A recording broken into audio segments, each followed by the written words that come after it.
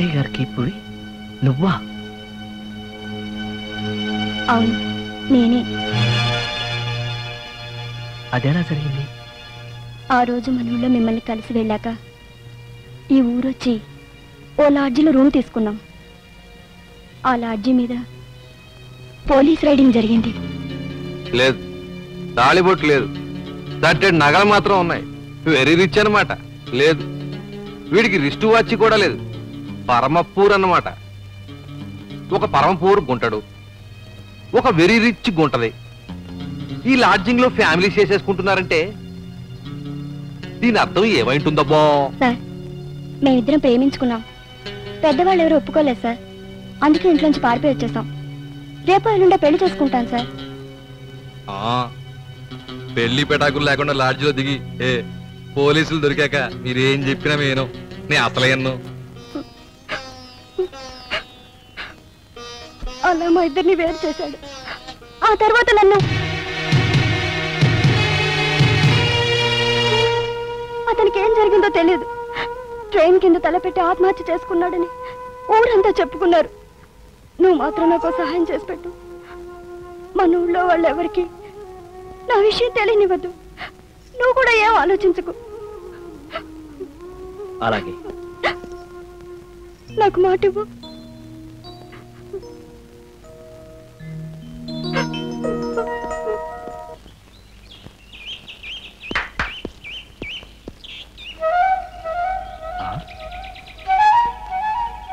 సీత ఇక్కడుందేమిటి?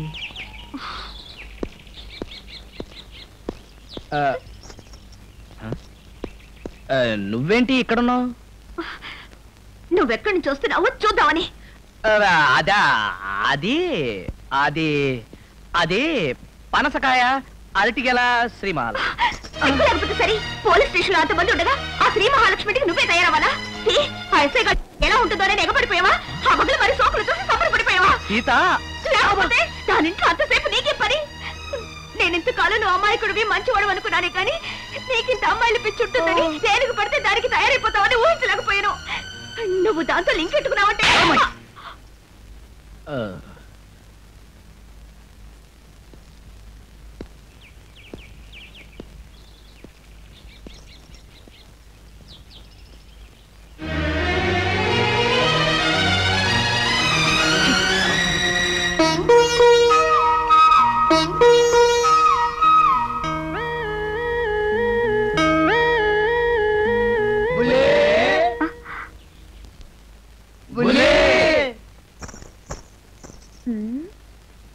మీది బొంగుల పాలవా? అవును.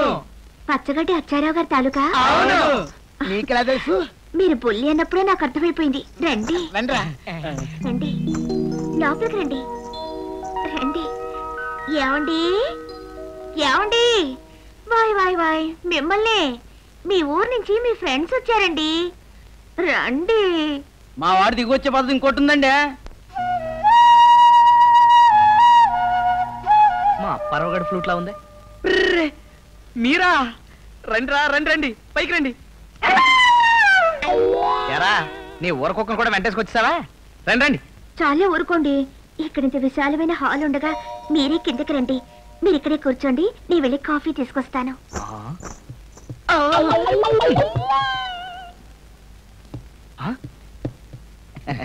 ఎరా, కూర్చోమంటే అలా ప్యాకెట్ అలా కూర్చుని పోవటమేనా?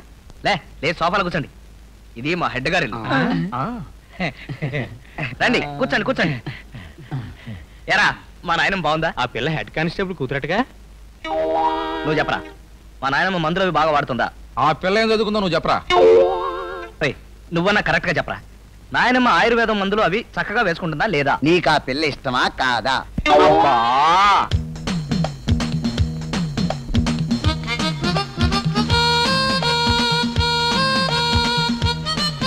అమ్మాయి తోవిని మరచెములా ఉంది రోయ్. ఊరు నుంచి ఆయన ఫ్రెండ్స్ వచ్చారులేవే, మా బామ్మ. ఏమండి, మీరు కాఫీ తాగరుగా? పాలు. మన వాడు చాలా పెద్ద హీరో అయిపోయాడు రోయ్.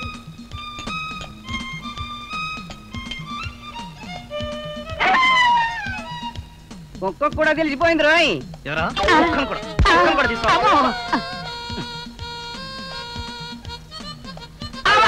ఏమిటండి పీకారు? తెల్ల వెంట్రుక. మీ ఫ్రెండ్కి ఆలోచనలు ఎక్కువ కదండి, అందుకే తల నెరుస్తోంది. మీరంతా ఆయనకి ప్రాణ స్నేహితులు కదండి.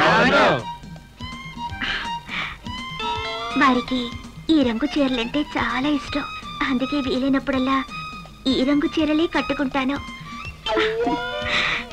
రాత్రులు మాత్రం తెల్ల చీరే.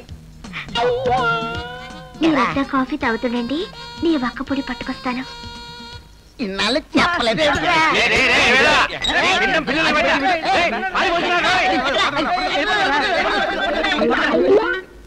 ఆ పిల్ల అట్టగా వాగుతుందిరా, కొంచెం నట్టు లూజు. బంగారు లాంటి పిల్లని పట్టుకుని నట్లు అంటావా? నీకే నట్లు. చేతకు అన్యాయం చేసేవో మేవే పూనుకోవాల్సి వస్తుంది, జాగ్రత్త.